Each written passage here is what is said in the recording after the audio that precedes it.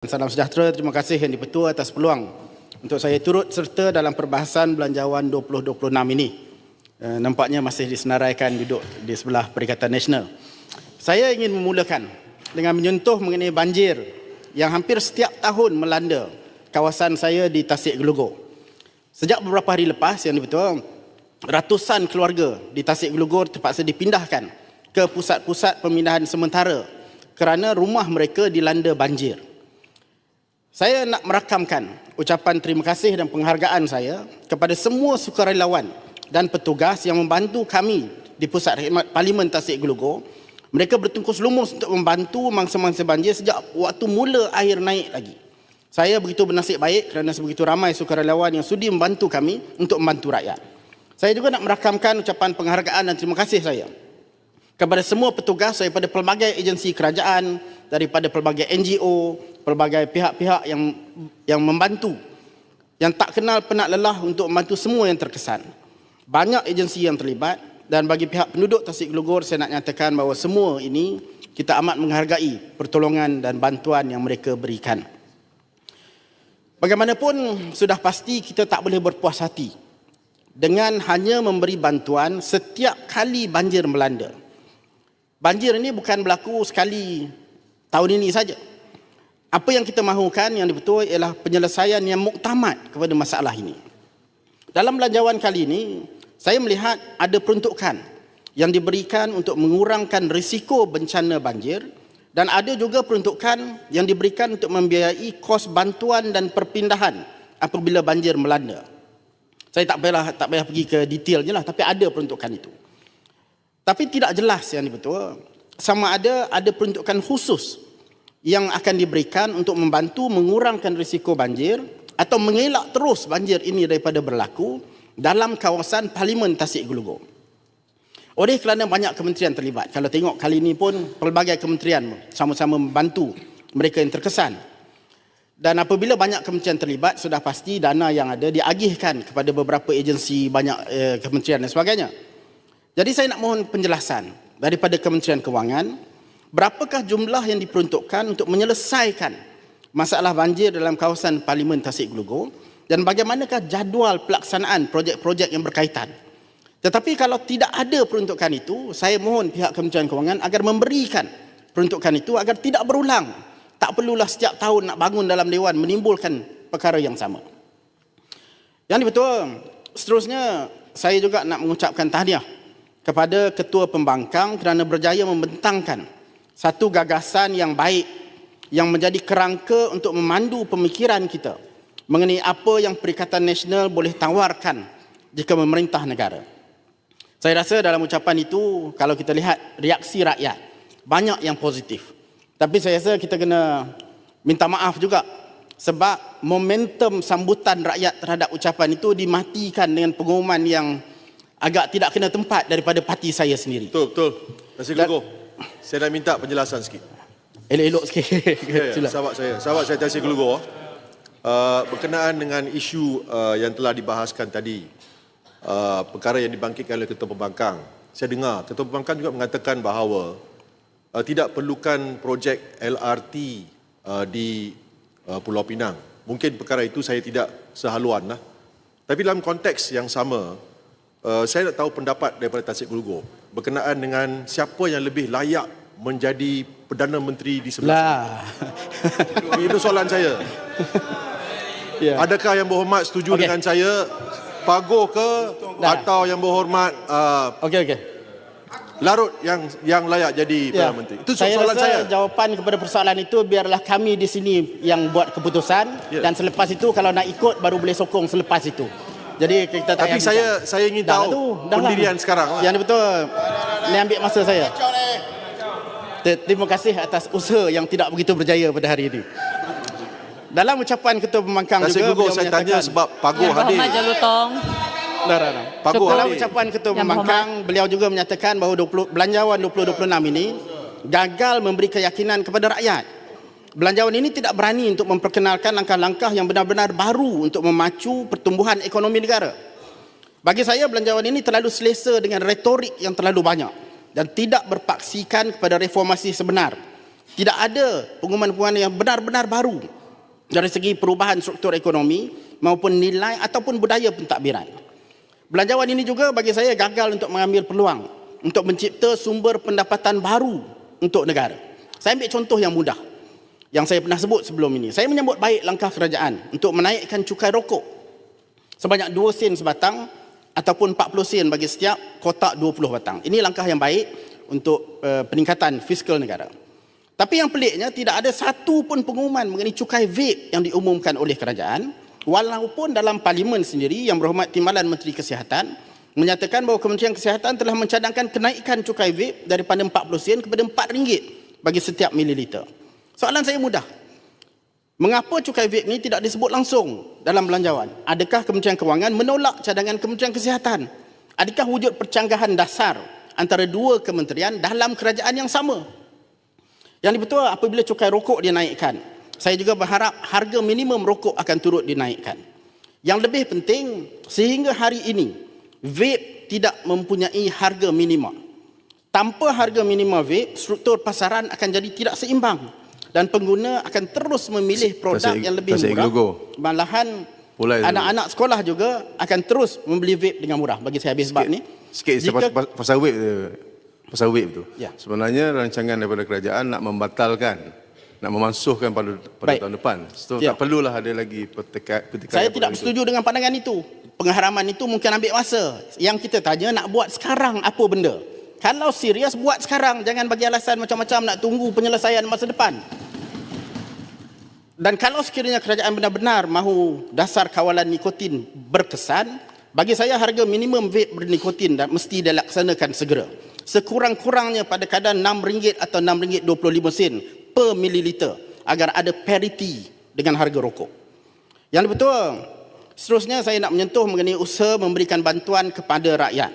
Kita dengar banyak pengumuman yang dibuat berbentuk patchwork atau tempelan-tempelan. Ada masalah A, umum penyelesaian A. Ada masalah B, umum penyelesaian B.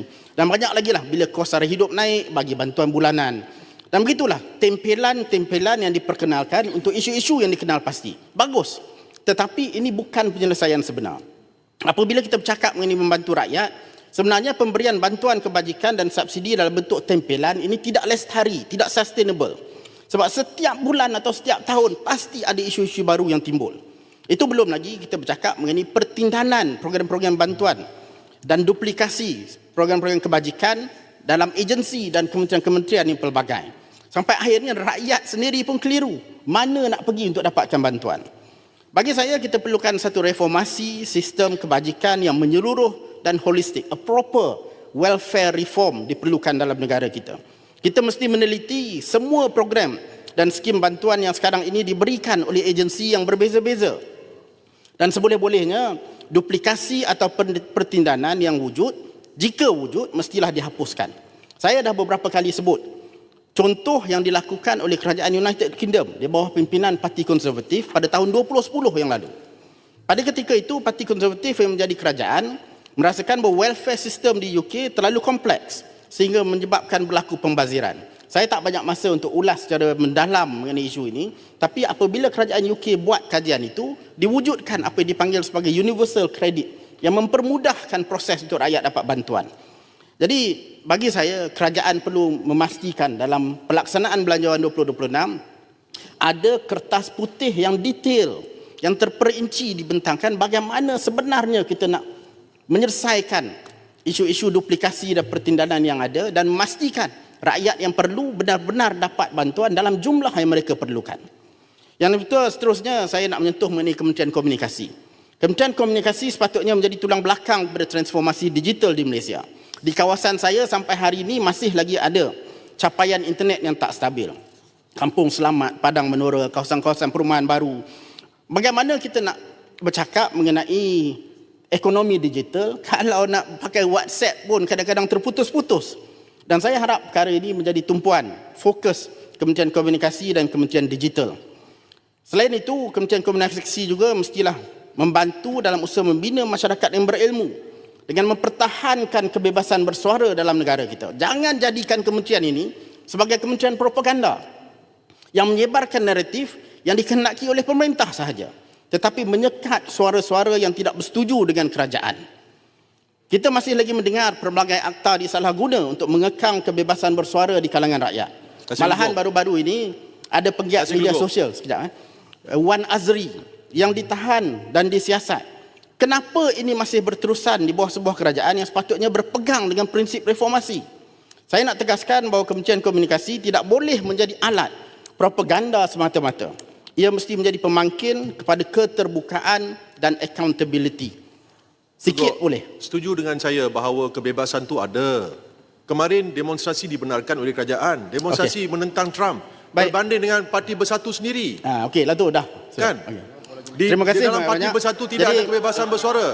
Terima kasih atas pandangan yang diberikan. Setuju dengan saya tak? Kerajaan memberi kebebasan. Saya bercakap mengenai pembaikan yang perlu dilakukan. Di sebelah Bersatu bila bersuara dipecat dan terus. Apa yang kurang perlu diperbetulkan. Saya juga nak tanya apa perancangan Kementerian Komunikasi melalui Belanjawan 2026 untuk membantu menyelesaikan masalah yang dihadapi oleh penggiat seni, artis, dunia industri perfilman dan sebagainya. Masalah mereka ialah modal. Apa rancangan kementerian untuk menyelesaikan isu modal ini? Dan penting juga bagi Kementerian Komunikasi, tolonglah pastikan kesilapan-kesilapan tidak berlaku dalam perkara-perkara yang tidak sepatutnya berlaku kesilapan. Jangan ada salah sebut nama pemimpin-pemimpin yang datang ke negara kita. Ini memalukan negara. Sebab lepas buat pembetulan, lepas buat salah, terpaksa buat pembetulan, dan ini menyebabkan satu dunia nampak kelemahan kita. Apabila pemimpin negara asing datang, bercakap mengenai kehadiran pemimpin asing, saya juga nak nyatakan bahawa sambutan yang kita bagi kepada mereka, terutama pemimpin-pemimpin yang kontroversial, janganlah keterlaluan. Satu dunia sedang mengecam Donald Trump sekarang ini kerana genosid yang dijalankan di Gaza. Tetapi Perdana Menteri kita menyambut beliau dengan bernari tergelik-gelik di tengah panas di lapangan terbang. Apa logiknya sambutan sebegini diberikan pada individu yang sedang dikecam oleh seluruh dunia?